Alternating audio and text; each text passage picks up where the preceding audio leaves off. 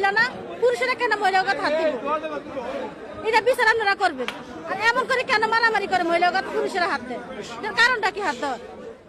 আমরা সাধারণ মানুষ, আমরা বাজারে আসছি বাজার করার জন্য, কিন্তু দরদাম নিয়ে যে আমাদের গায়ে হাত দেওয়া হইব, এটা কিন্তু ঠিক না। তুই ব্যাংক থেকে আসার পরে এখানে দাঁড়িয়ে দেখতেছি যে এখানে গন্ডগোল হচ্ছে, এমনকি বিশাল আকারে গন্ডগোল হচ্ছে। তো আমি সামনের দিকে আগিয়ে যাইতেছি, তখন দেখলাম যে আমি মহিলাকে জিজ্ঞেস করলাম যে এখানে সমস্যা কি। মহিলা আমাকে বললো যে আমরা মাংস কিনতে আসছি।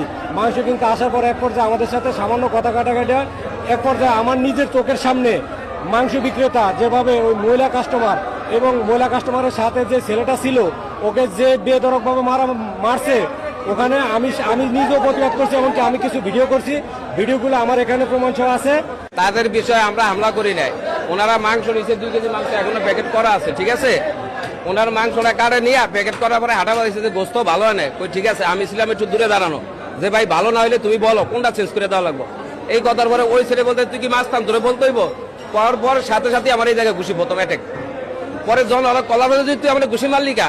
এরপরে মহিলা সহকারে আরো একটা লোক ছিল, মহিলা জুতা নিয়ে বাড়ি এলো বাতালি শুরু, আর ওই পুরুষ 2 জনে এলো বাতালি ঘুষি, এবং যারা ছাড়াইতে গেছে এগারো খামছে খুমছে দিছে।